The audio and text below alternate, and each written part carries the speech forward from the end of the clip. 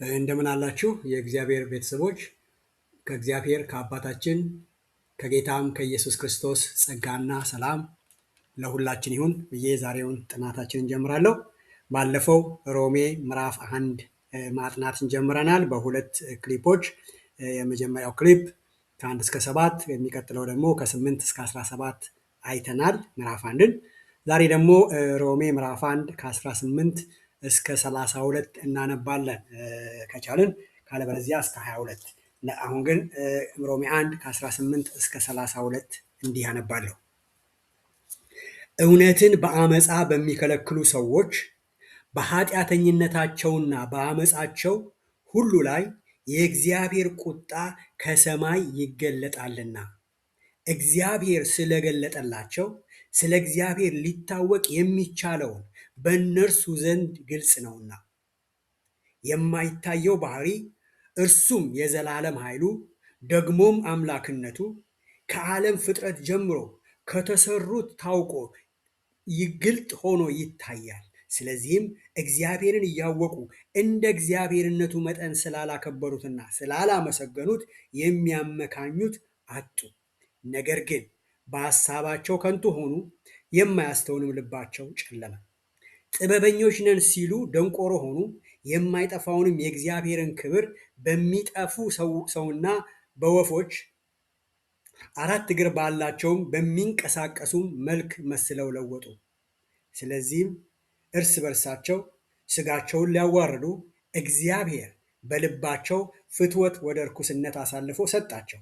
ይህም የእግዚአብሔርን እውነት በውሸት ስለለወጡ በፈጣሪ ፈንታ የተፈጠረውን ስላመለኩና ስላገለገሉ ነው። እርሱም ለዘላለም የተባረከ ነው፣ አሜን። ስለዚህ እግዚአብሔር ለሚያስነውር ምኞት አሳልፎ ሰጣቸው።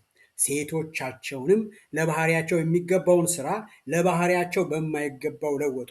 እንዲሁም ወንዶች ደግሞ ለባህሪያቸው የሚገባውን ሴቶችን መገናኘት ትተው እርስ በርሳቸው በፍትወት ተቃጠሉ። ወንዶች በወንዶች ነውርን አድርገው በስህተታቸው የሚገባውን ብድራት በራሳቸው ተቀበሉ። እግዚአብሔርን ለማወቅ ባልወደዱት መጠን እግዚአብሔር የማይገባውን ያደርጉ ዘንድ ለማይረባ አእምሮ አሳልፎ ሰጣቸው። ቁጥር 29 አመፅ ሁሉ፣ ግፍ፣ መመኘት፣ ክፋት ሞላባቸው። ቅናትን፣ ነፍስ መግደልን፣ ክርክርን፣ ተንኮልን፣ ክፉ ጠባይን ተሞሉ። የሚያሾከሽኩ ሐሜተኞች፣ አምላክን የሚጠሉ፣ የሚያንገላቱ፣ ትዕቢተኞች፣ ትምክተኞች፣ ክፋትን የሚፈላለጉ፣ ለወላጆቻቸው የማይታዘዙ፣ የማያስተውሉ፣ ውል የሚያፈርሱ፣ ፍቅር የሌላቸው፣ ምሕረት ያጡ ናቸው። እንደዚህ ለሚያደርጉ ሞት ይገባቸዋል የሚለውን የእግዚአብሔርን ሕግ እያወቁ እነዚህን ከሚያደርጉት ጋር ይስማማሉ እንጂ አድራጊዎች ብቻ አይደሉም ይላል። ቁጥር 28ን ደግሞ አለው። ምክንያቱም ይሄ ቁጥር 28 ተደጋግሞ ተብሏል። ይሄ ቃል ቁጥር 28 ላይ እናገኘዋለን። እንደገና ደግሞ ቁጥር 21፣ 22 ላይ እናገኘዋለን። እንደዚህ ይላል፣ እግዚአብሔርን ለማወቅ ባልወደዱ መጠን እግዚአብሔር የማይገባውን ያደርጉ ዘንድ ለማይረባ አእምሮ አሳልፎ ሰጣቸው። ጳውሎስ ባለፈው ጥናታችን የሮሜን መጽሐፍ ጭብጥ ባስተዋወቀበት ወቅት ጳውሎስ ለሚያምኑ ሁሉ በእምነት የሆነውን የእግዚአብሔርን ጽድቅ በመግለጥ ከዛ በመግቢያና ግሩም ሰላምታ በኋላ ወዲያውኑ የወንጌሉን ይዘትና የመልእክቱን ማዕከላዊ የሆነውን የዚህን የድህነት ትምህርት ማብራሪያ ውስጥ ሊያስገባን ነው ብለን ስንገምት ጳውሎስ ይህን አስደናቂ የጽድቅ መገለጥ በእምነት የሚገኘውን መዳን ወዲያው ከማንሳት የእግዚአብሔርን ቁጣ ማብራራት ይጀምራል። ወገኖቼ ይህ ከላይ ባነበብኩት ክፍል ጳውሎስ የሚያነሳው ሐሳብ የእግዚአብሔርን መገለጥና የወንጌሉን ሙሉ ግንዛቤ ለመረዳት በጣም መሰረታዊ ነገር ነው። ምን እያልኩን ያለሁት? ለምንድን ነው ጳውሎስ ከዛ መልካም ሰላምታ በኋላ በቀጥታ ወደ መዳን ወደ መልካም ዜና ያልገባ? ይልቁንም የእግዚአብሔርን ቁጣ ለምንድን ነው ጳውሎስ ከመሃል ሊያስገባው የፈለገው? ምክንያቱም ይህ የእግዚአብሔር መገለጥ፣ ይህ የእግዚአብሔር ቁጣ የወንጌልን ሙሉ ግንዛቤ ለመረዳት በጣም መሰረታዊ ነገር ነው። ሐዋርያው በዚህ ክፍል የእግዚአብሔርን ቁጣ ያስተዋወቀበት ምክንያት በደንብ አድርገን እናድምጠው። ማንም ሰው በእግዚአብሔር ፊት ያለውን ጥፋተኝነት በአግባቡ ካልተረዳ በስተቀር ምስራቹ እንደ መልካም ዜና ሙሉ ለሙሉ ሊገነዘበው ስለማይችል ነው። ብዙ ጊዜ ይህንን ክፍል ስናነብ ሮጥ ብለን ነው የምናልፈው፣ ሮጥ ብለን አንብበን ነው የምናልፈው እንጂ እያንዳንዱን ነገር አንመለከተውም። ጳውሎስ ግን ይህንን ሲያስገባ ምክንያቱ ግልጽና ግልጽ ነው። ምስራቹ በአጠቃላይ በእግዚአብሔር ቁጣ በታች ላሉ ለእግዚአብሔር ቁጣ ለተጋለጡ ሰዎች የሚገለጽ ማስታወቂያ፣ የሚገለጽ መልካም ዜና፣ የሚገለጽ የምስራች ቃል ነው። እደግመዋለሁ።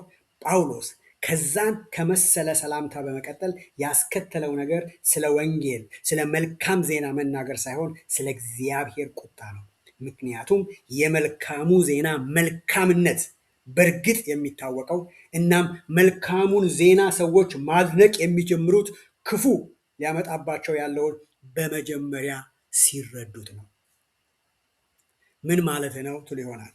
ሐዋርያው አስቀድሞ በመጽሐፉ መጀመሪያ ክፍል የእግዚአብሔርን ቁጣ የሚያስተዋውቀው የሰው ልጅ በመጀመሪያ በእግዚአብሔር ፊት ያለውን የጥፋተኝነት ስሜት ካላስተዋለ በስተቀር ማንም ምስራቹን እንደ መልካም ዜና ሙሉ ለሙሉ ሊያደንቀው ስለማይችል ነው። ምስራቹ ወይንም ወንጌሉ በአጠቃላይ በእግዚአብሔር ቁጣ ስር ላሉ እና ለቁጣው ለተጋለጡ ሰዎች የሚነገር ድንቅ ዜና ነው። ዛሬ ሰዎች ወይም በእኛ አካባቢ የተለመደ ነገር ነው፣ ሁላችንም ለምደነዋል። አንድ ሰው ወደኛ ይመጣና ጥሩም መጥፎም ዜና አለኝ፣ የቱን ላስቀድምልህ ሲለን ብዙውን ጊዜ መልካሙን ጥሩን ዜና አስቀድምልን እንላለን። ሰውየው መልካሙን ጥሩን ዜና አስቀድሞ ሲነግረን የክፉን ዜና ምንነት ስለማናውቅ መልካሙ ብዙም መልካም አይሆንልንም። እሱንም ከሰማን በኋላ ሰውየው መጥፎውን ሲነግረን የመጥፎውን እጅግ አስፈሪነት አንገነዘበውም። ለዚህም ይመስለኛል ሰዎች ዛሬ ስለ ወንጌል ብዙም አይጨነቁም፣ ብዙም አያስቡም። ምክንያቱም ስለ እግዚአብሔር ሕግ፣ ስለ እግዚአብሔር ቁጣ፣ ስለ እግዚአብሔር ፍርድ ምንም ግንዛቤ የላቸውምና የቁጣው መገለጽ በጭራሽ አያውቁምና። እኛም ወንጌልን ስንነግራቸው ጌታን ተቀበል፣ ጌታን ብትቀበል ትድናለህ እንጂ ከምን እንደሚድን አንነግረውም። ቁጣውን አናብራራለትም። ምናልባት ቁጣውን ባብራራለት አይሰማኝም ልንል እንችላለን። ካልሰማ የእሱ ጉዳይ ነው። ነገር ግን የእግዚአብሔርን ቁጣ ሳንነግረው ጽድቁን ብቻ ትድናለህ ብቻ ብንለው ከምንድን ነው የምድነው ነው ጥያቄው። በእውነት ሰዎች ዛሬ የእግዚአብሔርን ቁጣ ሊገለጥ ያለውን ቁጣ በክርስቶስ ላይ ያረፈውን የእግዚአብሔርን ቁጣ የእግዚአብሔርን በትር በእርግጥ ቢረዱ ኖሮ በመንፈስ ቅዱስ ባይነዱም እንኳን በተነገራቸው የቁጣው ብዛት ይነኩ ስለነበር ወንጌልን ለመስማት በተቻለ መጠን ይፈጥኑ ነበር። ወገኖቼ በክርስቶስ ላይ ያረፈውን ቁጣ በክርስቶስ ላይ ያረፈውን በትር በእርግጥ እናውቀዋለን ወይ? በእርግጥ እኛ ራሳችን ክርስቲያን የምንባል በጌታ ዳንን የምንል ሰዎች ያቺ 3 ሰዓት ያቺ የምሽት ሰዓት 3 ሰዓት በመስቀል ላይ ሆኖ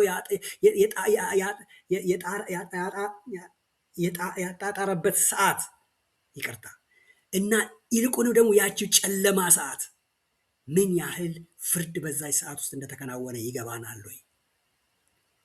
ነገር ግን ወገኖቼ ቁጣው ስለማይነገረን ለሰዎችም ቁጣው ስለማይነገራቸው ብዙ ጊዜ ሰዎች አንገተ ደንዳና ልበ ድፍን ሆነዋል። ልባቸውን በጣሙን በጊዜያዊ ነገር ስለተረጋጋና ስለ ቁጣው ስለማያውቅ እግዚአብሔርን መፍራት የለም። ለዚህም ይመስለኛል በቤተ ክርስቲያን ውስጥ ብንሄድ እግዚአብሔርን መፍራት እየጠፋ ያለው። ምክንያቱም ስለ ምሕረቱ ይነገረናል፣ ስለ እግዚአብሔር ቁጣ ግን አይነገረንም። አዎ እግዚአብሔር የፍቅር አምላክ ነው። እግዚአብሔር ደግሞ ጻድቅ ፈራጅ አምላክ ነው። እግዚአብሔር የፍቅር አምላክ ነው ብቻ ፍቅሩን ይዘን ከሄድን ጻድቅ ፈራጅነቱ ይቀራል። ጻድቅ ፈራጁን ደግሞ ከወሰድነው ደግሞ ፍቅሩ ይቀራል። እግዚአብሔር በሁለቱም ነው፣ ፍቅሩም ጻድቅ ፈራጁ። ጻድቅ ፍቅሩ በአንድ ላይ ሲስማሙ ነው መስቀል የተከናወነው። ምክንያቱም መፍረድ ስላለበት፣ በሰዎች ኃጢአት መፈረድ ስላለበት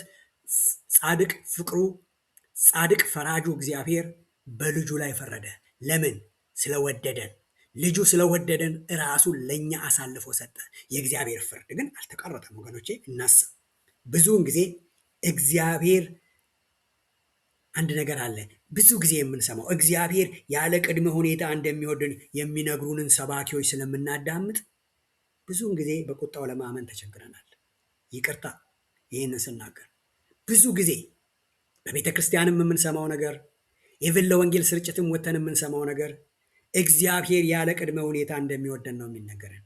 አዎ እግዚአብሔር ያለ ቅድመ ሁኔታ ይወደናል። ነገር ግን የእግዚአብሔር ቁጣንም መናገር አለብን። ቅድመ ሁኔታው ከቁጣው አይለይም። ስለዚህ ነው ብዙውን ጊዜ ሰዎች በቁጣው ለማመን የተቸገሩት። የእግዚአብሔር ቁጣ የቀለለብን ለዚህ ነው ልል እፈልጋለሁ። ስለ ቁጣው የምናውቅ እንኳን ቢሆን ለሌላው ሰው ቁጣውን ብነግረው የምስራቹን አይሰማኝም ብለን ቁጣውን አንነግረውም። ስለሆነም ግማሽ ወንጌል ነግረን ወደ ቤተ ክርስቲያን እናመጣለን። ይህንን ግማሽ ወንጌል ምህረት የሚለውን ወንጌል ብቻ ሰምቶ የመጣው ቁጣውን ስለማያውቅ፣ የእግዚአብሔር እውነተኛ ዳኝነት ስለማያውቅ፣ እግዚአብሔር ፍቅርነቱን እንጂ እርሱ ጻድቅ ፈራጅ መሆኑን ስለማያውቅ ወገኖቼ በቀላሉ መሰናከያ ሲመጣ ሊሰናከል ይችላል። በዚህ ባነበብኩት በሮሜ ምዕራፍ 1 ከ18 እስከ 32 ውስጥ ሐዋርያው ጳውሎስ የወንጌልን ጭብጥ ከማብራራቱ በፊት በእነዚህ ቁጥሮች እየተናገረ ያለው የእግዚአብሔር ቁጣ ከሰማይ በሰዎች አመፅና ኃጢአተኛነታቸው ሁሉ ላይ ይገለጻል የሚል ነው። በመጀመሪያ በዚህ ክፍል ስለ እግዚአብሔር ቁጣ ሲናገር ኦርጋይ የሚለውን የግሪክ ቃል ይጠቀማል። ስለዚህ ኦርጊ ስለሚለው ቃል ስናነብ ሰዎች ባልተገደበ፣ ባልተገራ በወሲብ እና በጾታዊ ባህሪ ውስጥ የሚሳተፉበትን እናስባለን። ሰዎች በግድ የለሽነት ፍላጎታቸውን ያለ ገደብ እንዲገልጹ የሚፈቅዱበት ሁኔታ ውስጥ ናቸው። ስለዚህ ሐዋርያው እየነገረን ያለው የእግዚአብሔር ቁጣ ወገኖቼ ቀላል ብስጭት አይደለም። እርሱ የተበሳጨ ብቻ ሳይሆን ቁጣው በጣም ኃይለኛ ቁጣ ነው። ቁጣው ደግሞ የምን ቁጣ ነው? የቅናት ቁጣ ነው የሚለው ጳውሎስ እግዚአብሔር ቁጣውን የገለጸው በንጹሐን ላይ ሳይሆን በጻድቃን ላይ ሳይሆን በሰዎች አመፀኛነትና በአመፃ ላይ ነው ይለናል። እስቲ አሁን ለአንድ ሰከንድ ቅዱስና ጻድቅ አምላክ በክፉ ስራ ላይ መቆጣቱ ምን ያህል ተገቢ እንደሆነ እናስብ። መቼም ሁላችንም እንደምንስማማው ክፉን የማይጠላ ጥሩ ዳኛ በጭራሽ ጥሩ ዳኛ አይሆንም። እደግመዋለሁ። ክፉን የማይጠላ ጥሩ ዳኛ በጭራሽ ጥሩ ዳኛ አይሆንም። እዚህ ላይ እግዚአብሔር በሁለት በተለያዩ ነገሮች እንደተቆጣ እንመለከታለን። እግዚአብሔርን አለመታዘዝ፣ እርሱን አለመቀበል ወይም አክብሮት ማጣት፣ ንቀት። ስለዚህ ሁለት ነገሮች ስናስብ እግዚአብሔርን አለመታዘዝ እንደ ልዩ ሃይማኖታዊ መተላለፍ አድርገን እናስባለን። ቃሉ ግን የሚያሳየን በሕዝቡ መካከል ያለውን ስነ ምግባር የጎደለውን ተግባር ወይንም የባህሪ ዘይቤ ነው። እግዚአብሔር አሁንም ደግመዋለሁ በሁለት ነገሮች ተቆጥቷል ማለት ነው። እርሱን ባለመስማታችንና ባለመታዘዛችን ተቆጥቷል። ስነ ምግባር በሌለው አኗኗራችን ተቆጥቷል። ይህ ደግሞ ዓለም አቀፋዊ ኃጢአት ነው። ይህ ኃጢአት በእያንዳንዱ ሰው የመፈጸም ኃጢአት ነው። የአዳማዊ ተፈጥሯችንን የስጋ ብልሹነታችንንና ውድቀታችንን በግልጽ የሚገልጸው ያ ኃጢአት ነው ጳውሎስ እየተናገረ ያለው።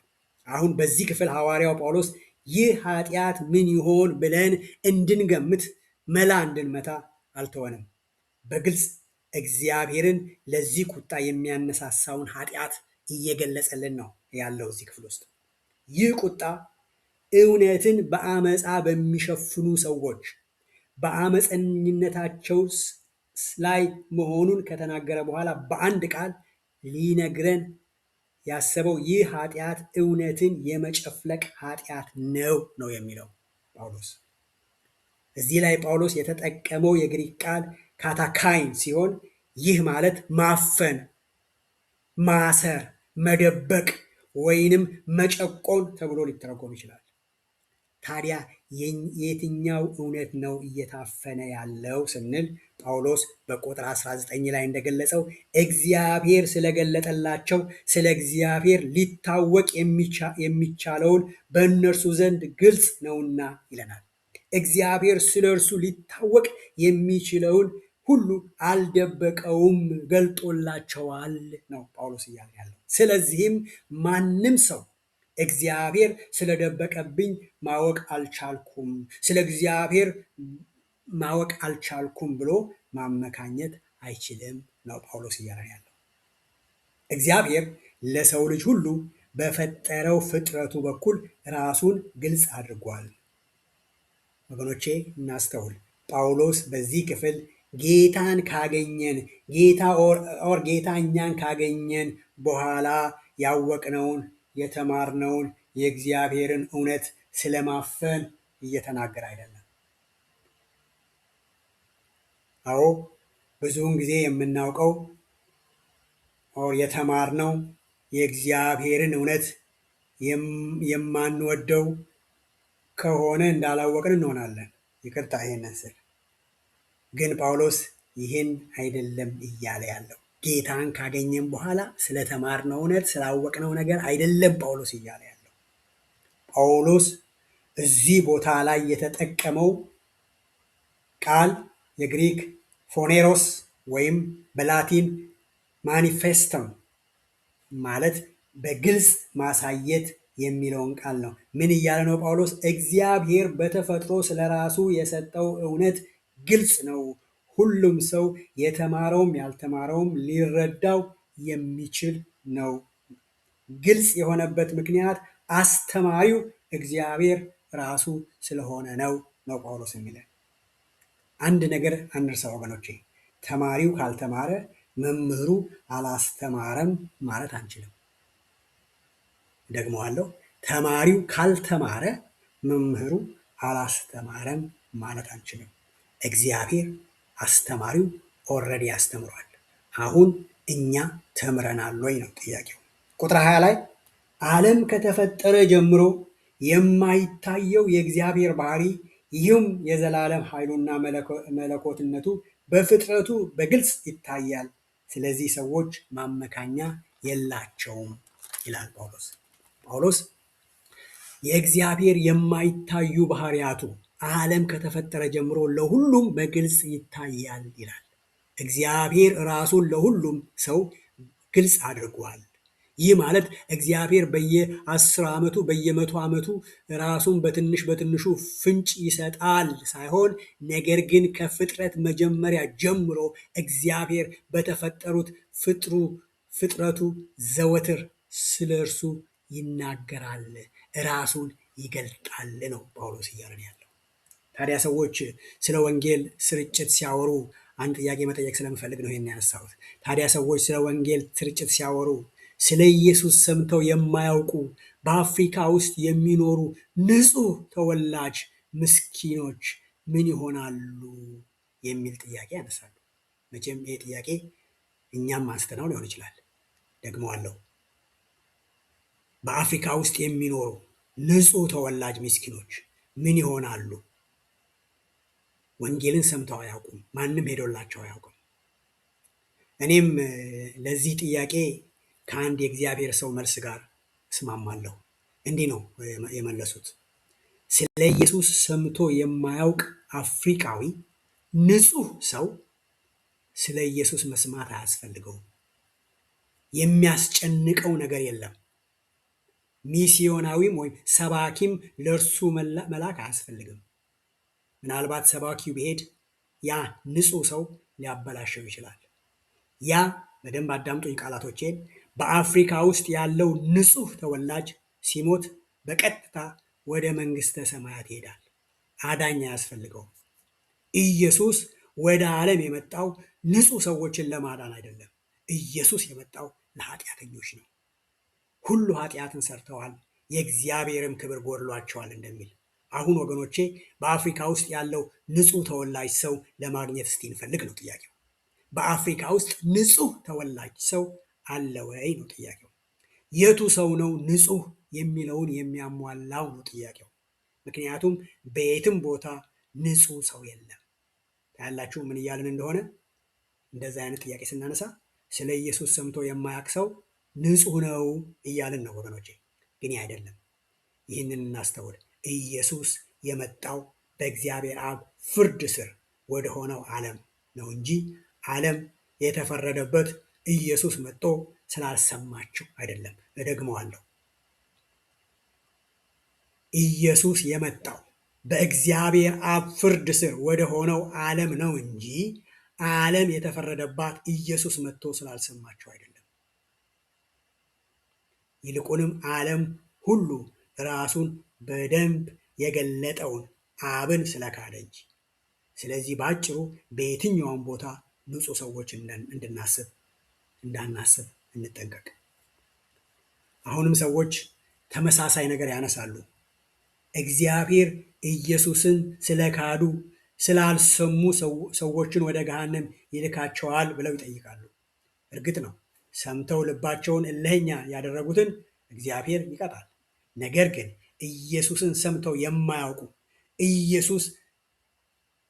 ኢየሱስን ስለ መካዳቸው አይቀጣቸውም።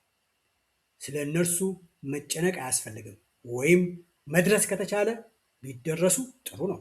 ነገር ግን በዚህ በሮሜ መጽሐፍ ላይ ጳውሎስ እየተናገረ ያለው እያንዳንዱ ሰው እነዛ በአፍሪካ ውስጥ ያሉ እኛ ንጹህ የምንላቸው ንጹህ ያልሆኑት ሰዎች እንኳን እያንዳንዱ ሰው ስለ እግዚአብሔር ሰምቷል፣ ስለ እግዚአብሔር ያውቃል፣ እግዚአብሔርን በግልጽ ያውቃል።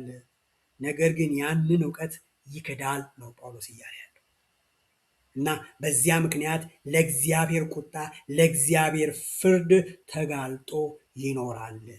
እናም ከዚያ ቁጣ የሚድንበት ብቸኛው መንገድ በአዳኝ በኩል ነው። በአዳኝ በኩል ነው። ስለዚህ ጳውሎስ በዚህ አነጋገሩ በምዕራፍ 1 ጀምሮ የወንጌልን መሰረት እየጣለልን ያለው የወንጌል መሰረቱ የእግዚአብሔርን ቁጣ በመረዳት በማወቅ ላይ ነው የሚለን። በዚሁ በቁጥር 20 ላይ ጳውሎስ ዓለም ከተፈጠረ ጀምሮ የማይታየው ባህሪው የማይታዩት ባህሪያቱ በግልጽ ይታያሉ ይላል። አንድ ጊዜ አንድ ነገር አነበብኩ። እንዲህ ይላል። በ18ኛው ክፍለ ዘመን ታላቁ ፈላስፋ አማኑኤል ካንት ስለ እግዚአብሔር ሕልውና ብዙ ነገሮችን የተናገረና አጠቃላይ ትችት የሰጠ ሰው ነው። ይሄ ሰው ብዙ ዝርዝር ነገሮች ውስጥ ሳልገባ ከዚህ ዓለም ከሚታዩ ነገሮች ተነስተህ የማይታየውን አምላክ መረዳት አትችልም። እግዚአብሔር በተጨባጭ ምርመራ በማይታወቅ ዓለም ውስጥ ነው ያለው። እናም ምንድን ነው ያለው? ካንት እግዚአብሔርን ማወቅ አትችልም፣ እግዚአብሔር ራሱን አልገለጠልህም ነው ካንት ያለው። እንግዲህ ካንት የሚለው ከዚህ ወደዚያ መድረስ አትችልም፣ ከሚታየው ነገር ወደማይታየው ነገር መድረስ አትችልም። ይህንን የካንትን አባባል እንግዲህ ትክክል ከሆነ በግልጽ ሐዋርያው ጳውሎስ ተሳስቷል ማለት ነው። ጳውሎስ ግን ትክክል ከሆነ ደግሞ ካንት ተሳስቷል ነው። ዋናው የካንት ግራ መጋባት ግን በጳውሎስ ግልጽ ተደርጎ ተመልሷል። እዚህ ላይ ጳውሎስ የማይታየው አምላክ ምንም እንኳን በስጋ ዓይን የማይታይ ቢሆንም ነገር ግን በተፈጠሩት ነገሮች ይታያል ነው ጳውሎስ እያለ ያለው። ምን እያለ ነው? የማይታየው እግዚአብሔር የማይታየውን ባህሪውን በዓይኖችህ በምታየው ነገር ገልጦልሃል። ያ ብቻ ሳይሆን ዘላለማዊ ኃይሉንና መለኮትነቱን ገልጿል። ይህ አጠቃላይ መገለጥ ነው። ይህ ለሁሉም ሰዎች የተሰጠ መገለጥ ነው። ለተወሰኑ ሰዎች ሳይሆን ለሁሉ የተሰጠ መገለጽ ነው። ጳውሎስ እያለ ያለው ዘላለማዊ ኃይሉን ብቻ ሳይሆን እግዚአብሔር ማንነቱን ከዘመናት መጀመሪያ ጀምሮ በእያንዳንዱ ነገር በዛፍ በቅጠሉ፣ በእንስሳው፣ በውሃው፣ በዝናብ ጠብታው፣ በአጽናፈ ዓለም ውስጥ እግዚአብሔር ገልጿል ራሱን ነው እያለ ያለው። እንዲሁም ዘላለማዊነቱን ብቻ ሳይሆን ለዘላለም ኃያል የሆነ አምላክ መሆኑንም ገልጿል ነው ጳውሎስ እያለ ያለው። የተገለጠው የዘላለም ኃይሉ ነው። እግዚአብሔርነቱን ገልጿል። በውስጡ ያሉትን ባህሪያት፣ የማይለወጥ ሁሉን አዋቂነቱን፣ ሁሉን ቻይነቱን፣ በሁሉ ቦታ በአንድ የመገኘቱን፣ ስለ ቅድስነቱ፣ ስለ ጽድቁ፣ ስለ ሉዓላዊነቱ እነዚህን ነገሮች ሁሉ ግልጽ ናቸው ነው ጳውሎስ እያለ ያለው። ከዛም ሐዋርያው የእግዚአብሔርን ቁጣ መገለጥ ምክንያት ሙሉ በሙሉ ማብራራት ይቀጥላል።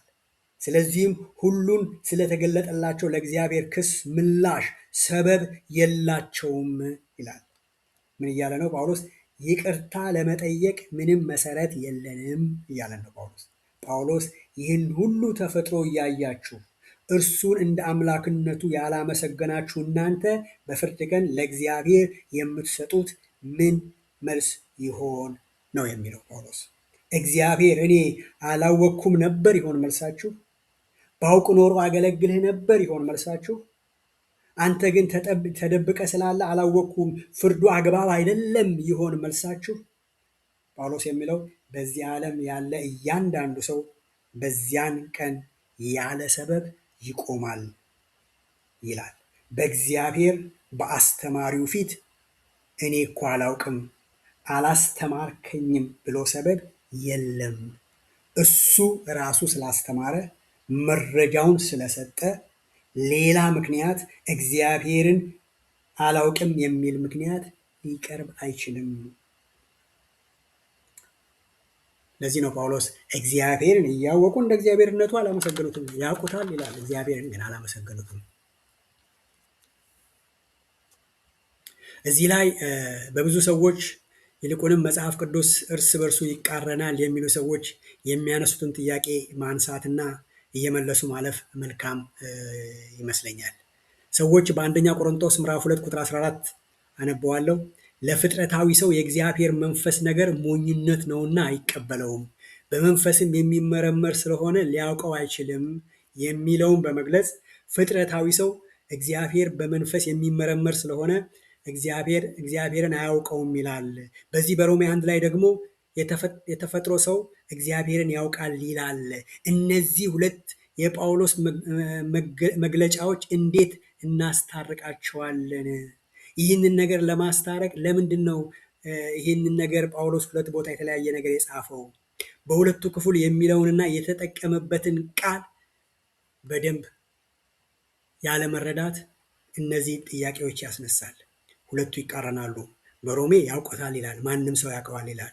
በአንደኛ ቆሮንቶስ ምዕራፍ 2 ቁጥር 14 ደግሞ የእግዚአብሔር መንፈስ የሌለበት ሰው ካልሆነ በስተቀር ማንም አያውቀውም ይላል። ግን ጳውሎስ ይህንን ቃል ሲጽፍ የትኛውን ቃል ነው የተጠቀመው የሚለውን ማየት ጥሩ ነው።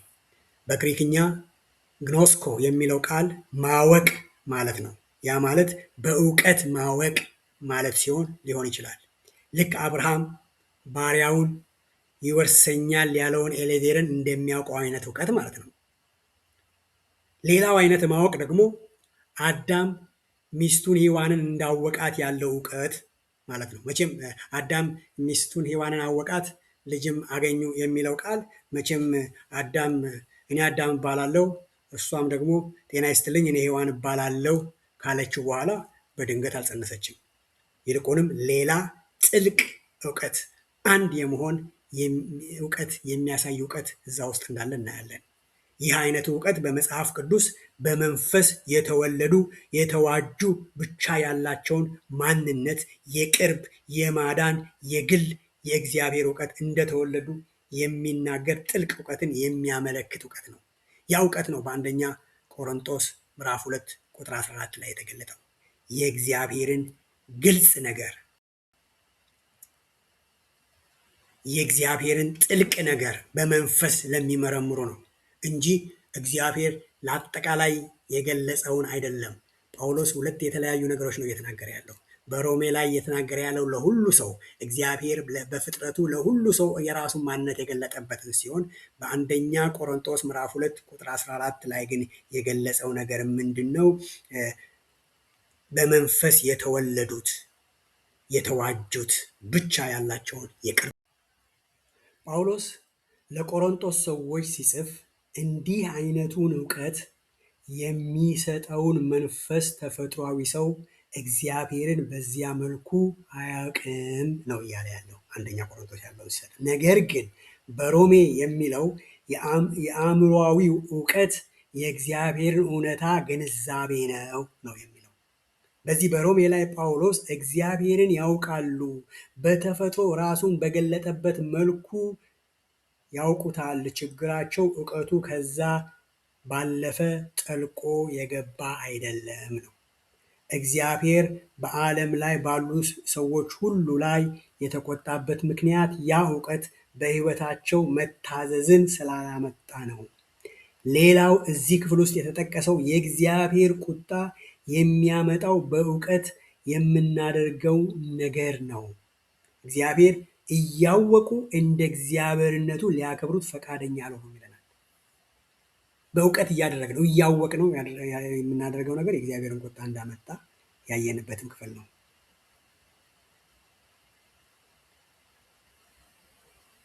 ወገኖቼ በወደቀው ብልሹ ተፈጥሯችን ውስጥ በጣም መሰረታዊ ኃጢአት የጣዖት አምልኮ ስርዓት ነው። እግዚአብሔርን እንደ እግዚአብሔርነቱ ለማክበር ፈቃደኛ ያለመሆን ኃጢአት ነው። እኛ በአእምሯችን የምንስለውን እግዚአብሔርን የማምለክ ኃጢአት ነው። እስራኤላውያን ከግብፅ ያወጣን ሙሴ የት እንደደረሰ አናውቅም። አሁን ለራሳችን አምላክ ስራልን ብለው ከራሳቸው ወርቅ በአእምሯቸው የሳሉትን አምላክ አሮን የወርቅ ጥጃ ሰራላቸው። በጆሮአቸው ያንጠለጠሉትን የነበረውን ወርቅ አምላካቸው አደረጉት። ስለዚህም የእግዚአብሔር ባህሪያት የሌሉት በአምሳሉ የተፈጠርንለትን ትተን ከራሳችን ምናብ ያወጣነውን የምንስማማበትን ራሳችን የፈጠርነውን አምላክ እንዲሆን በራሳችን ላይ እንሾማለን።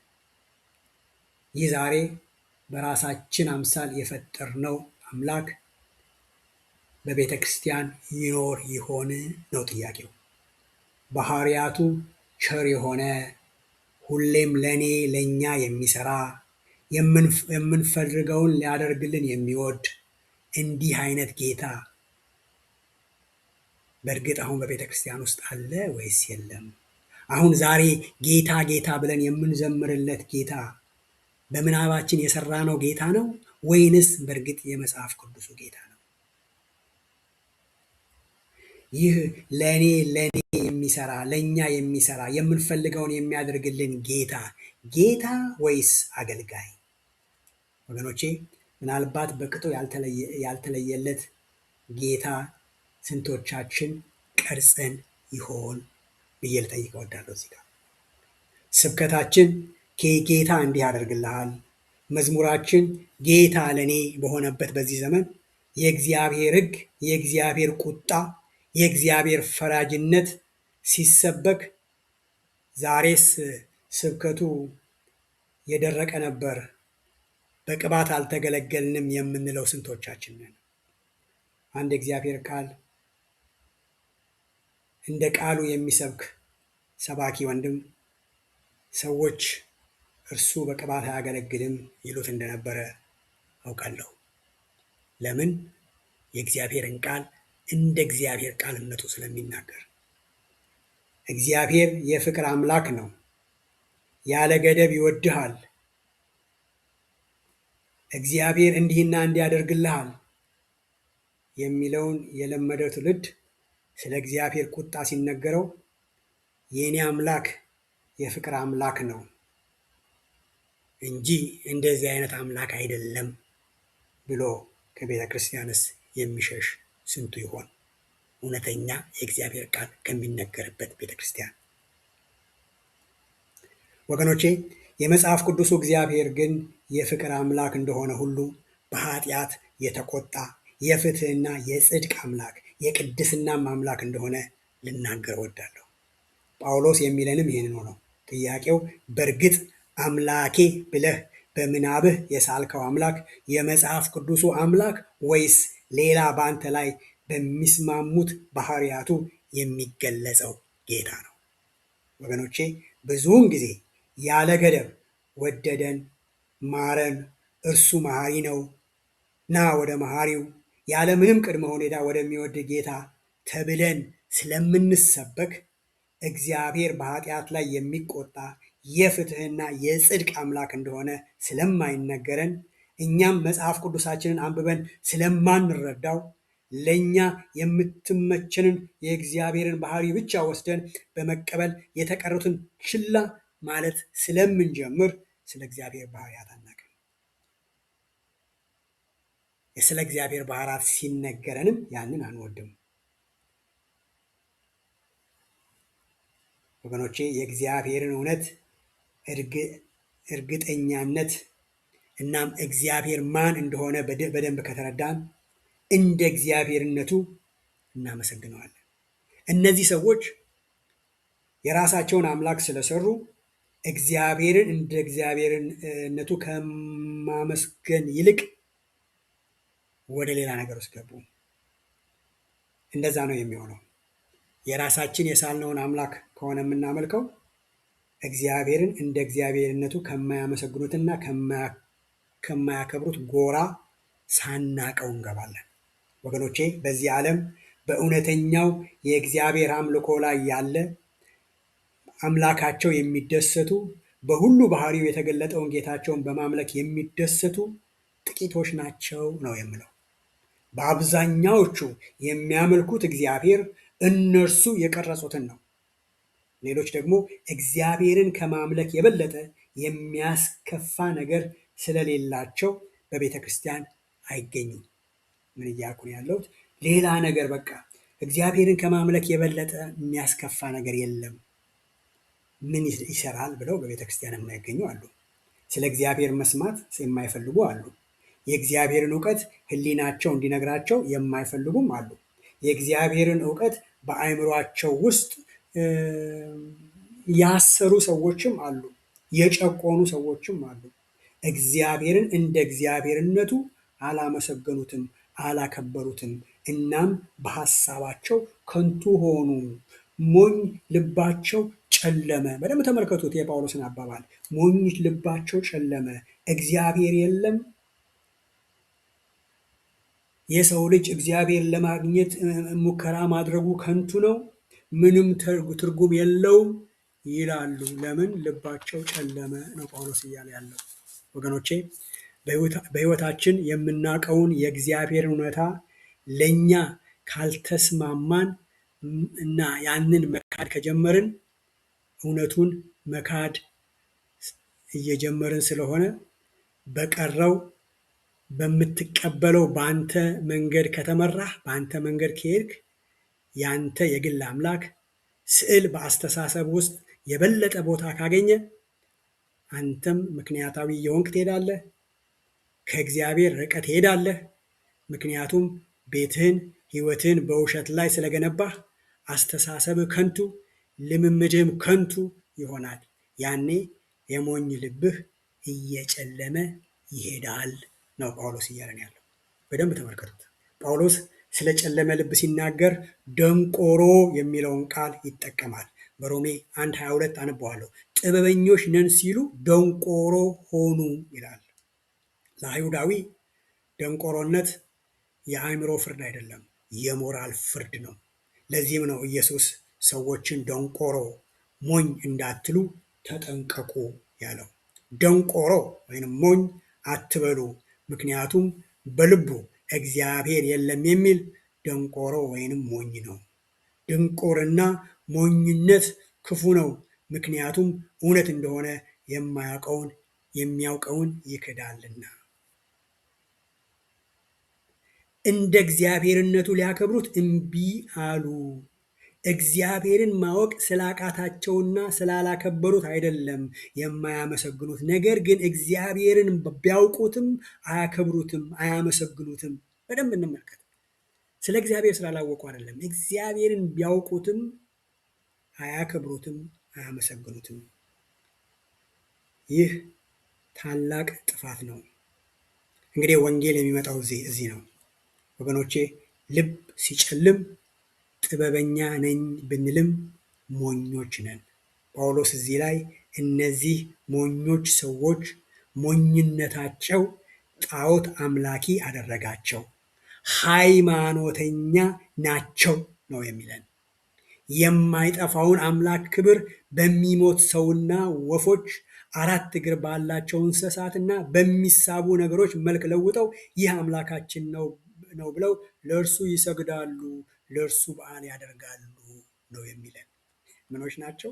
እግዚአብሔርን ያውቃሉ፣ ነገር ግን እንደ እግዚአብሔርነቱ አላከበሩትም፣ አላመሰገኑትም። እነዚህ ሰዎች ሃይማኖተኞች ናቸው፣ ነገር ግን ጣዖት አምላኪ ሃይማኖተኞች ናቸው። እግዚአብሔርን እንደ እግዚአብሔርነቱ ከማምለክ ይልቅ በሚሞት ሰው፣ በምስል፣ በወፎች፣ በአራት እግር ባላቸው እንስሳት በሚመስል ነገር እግዚአብሔርን ቀረጹት። የእኛ አምላክ ነው ብለው ያንን አመለኩ። ሃይማኖተኛ እንደዛ ነው የሚያደርገው። ዛሬስ የምናመልከው አምላክ በእርግጥ የመጽሐፍ ቅዱሱ አምላክ ነው ወይንስ እኛ የፈጠርነው በምናባችን የሳልነው አምላክ ነው? አስታውሱ። የእስራኤል ሕዝብ ከምድረ በዳ ወጣ። ከምድረ በዳ በእግዚአብሔር አመራር ከሙሴ ከፈርዖን እጅ በእግዚአብሔር አመራር ወጣ። ያንን ባህር ተሻገረ። ድንቅ ነገር አየ። እግዚአብሔር ታላቅ ነው ብሎ ዘመረ። ያ ሕዝብ አንድ ጊዜ ሙሴ ወደ እግዚአብሔር ሄዶ ስለዘገየ የእስራኤል ሕዝብ ምን አለ? ይሄ ከግብፅ ያወጣን ሙሴ ቀረ፣ አይመጣም። አሁን ከዛ በኋላስ ለራሳችን አምላክ እንስራና የአምላካችን ይምራናል። እግዚአብሔር ረሱት። ስለ እግዚአብሔር ረሱ። እግዚአብሔር ያደረገላቸውን ረሱ። ዛሬ እንዴት ነው? ስለዚህ ጳውሎስ ምንድን ያለው?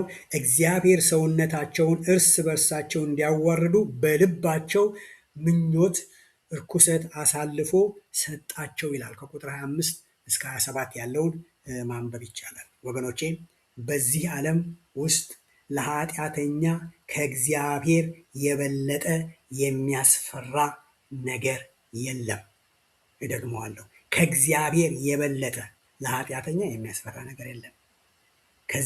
ከዚያ አስፈሪ እግዚአብሔር ለማምለጥ የማያድን ሃይማኖተኛ ወደ መሆን ይሄዳል ሰው።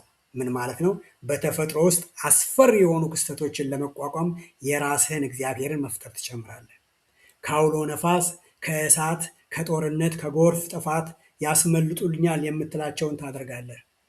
ግን የምትፈጥረው አምላክ ከተፈጥሮ በላይ ስላልሆነ አያድንህም። ለነገሩ በዚህ ዘመን ያለን ክርስቲያኖች ከእግዚአብሔር ይልቅ የሚያስፈራን ማዕበሉ፣ ቸነፈሩ፣ ካንሰሩ አይደለምን? እስቲ ለአንድ አፍታ ደቀ መዛሙርትንና ኢየሱስን እናስባቸው። በደንብ ልብ ብላችሁ እንድትመለከቱኝ ይፈልጋለሁ። በማርቆስ ወንጌል ላይ ነው ይሄ ክፍል ያለው። ከኢየሱስ ጋር ወደ ማዶ በጀልባ ይሻገሩ የነበሩትን ደቀ መዛሙርት ነፋስ ሲነሳ ኢየሱስና ደቀ መዛሙርቱ የነበሩበት ጀልባ በነፋስ ኃይል እንትን ሲል ደቀ መዛሙርቱ በጣም ስለፈሩ ኢየሱስ ግን ምን ያደርግ ነበር? ተኝቶ ነበር ይለናል መጽሐፍ ቅዱስ። ስለዚህም ደቀ መዛሙርት ወደ ኢየሱስ ወደተኛበት ሄደው ከእንቅልፉ ቀስቅሰው ጌታ ሆይ ስንጠፋ ግድ አይልህም አሉት። ምን ማለታቸው ነው? ጌታ ሆይ አንድ ነገር አድርግ፣ አለበለዚያ እንጠፋለን አሉት። እንደዚህ ነው የምተረጉመው። ኢየሱስ ነቃ። ሁኔታውንም ካየ በኋላ ኢየሱስ ወደ ማዕበሉና ኃይለኛው ነፋስ ተመለከተና ሰላም ይሁን፣ ጸጥ በል አለ። ወዲያውም ምን ሆነ? ጸጥ አለ። በአየሩም ላይ ምንም ድምፅ አልነበረም ነው የሚለን ማርቆስ። ከዛ ምን ይላል ጸሐፊው ነው? ከዛ ደቀ መዛሙርቱ በጣም አመሰግንሃለሁ ኢየሱስ ሆይ ከፍርሃታችን መንስኤ ስላስወገድክልን እናመሰግንሃለን አሉት? ኧረ እንደዛ አይደለም ያሉት ወገኖቼ። ምን እንደሚል እናስተውል። በጣምም ፈሩ።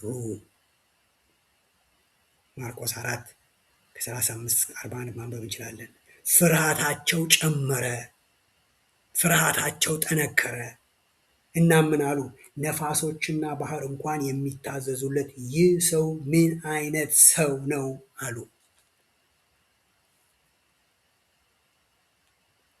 ምን ማለታቸው ነው? በዚህ ጀልባ ውስጥ ያለነው ከሰው በላይ ከሆነ ከፍጥረት በላይ ከሆነ ሰው ጋር ነው። ቅድም ያስፈራቸው ሌላ ነገር ነበር። ለዚህ ነው ኃጢአተኛን ሰው በጣም የሚያስፈራው እግዚአብሔር ነው ያልኩት። ወገኖቼ የክርስቶስ ቅድስና የክርስቶስ ልዩነት በዛ ጀልባ ውስጥ እንደተገለጠ እናስተውላለን። በድንገት ማዕበሉን ከፈሩት በላይ ኢየሱስን ፈሩት።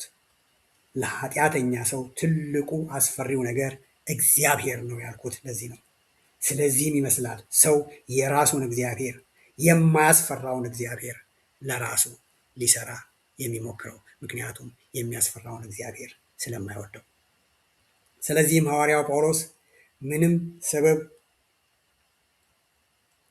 ልታሳብቡ አትሞክሩ፣ እግዚአብሔርን ስለማላውቅ ነው ብሎ ነገር የለም። ምክንያቱም እግዚአብሔር በዚህ ዓለም ውስጥ ላሉ ፍጥረታት ሁሉ ራሱን ገልጧል።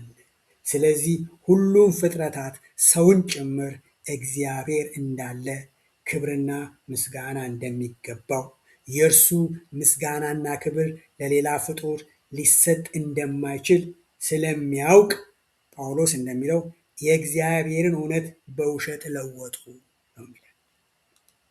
ፈጣሪን ሳይሆን ፍጡሩን አመለኩና አገለገሉ። ስለዚህም እግዚአብሔር ለነውራቸው ተዋቸው። በቁጥር 25 እርሱም ለዘላለም የተባረከ ነው ይላል። ጳውሎስ ስለ እግዚአብሔር ቁጣና ስለወደቀው የሰው ልጅ ሁለንተናዊ ኃጢአት እየተናገረ እንኳን ስለ እግዚአብሔር ለዘላለም እጅግ የተከበረ መሆኑን ከመናገር አልተቆጠበም። ስለሆነም ስለ እግዚአብሔር ባህሪ የማያውቁትን እውቀት ባለመቀበል የሚኖሩትን የሚገጥማቸውን አስፈሪ ነገሮች በመዘርዘር ምዕራፉን ይዘጋል። ይህ ሲሆን አእምሮ ከንቱ ይሆናል፣ የጨለመ ልብ ይሆንብሃል፣ እናም ለእግዚአብሔር ቁጣ ትጋለጣለህ። ስለዚህ እንዲህ የሚል ይመስላል። በሰማይና በምድር ላይ ያለህ ብቸኛ ተስፋ የውድ ልጁ ወንጌል ነው፣ የኢየሱስ ወንጌል። ወገኖቼ ጳውሎስ ይህንን ሁሉ ብሎ ለሮሜ የጻፈውን ጽሑፍ እዚህ ቢያቆም ኖሮ ምንኛ አስፈሪ ነበር። ጳውሎስ ደብዳቤውን እዚህ ስላላቆመ እግዚአብሔር ይመስገን። ምክንያቱም መጽሐፍ ቅዱስ እዚህ ላይ ቢቆም ኖሮ በዚህ ዓለም ተስፋ ቢሶች እንሆን ነበር። ግን አይደለም። በሚቀጥሉ ጥናቶች ሌላውን የወንጌል ተስፋ እናያለን። እስከዛው የጌታ ጸጋና ሰላም ከሁላችን ጋር ይሁን። አሜን።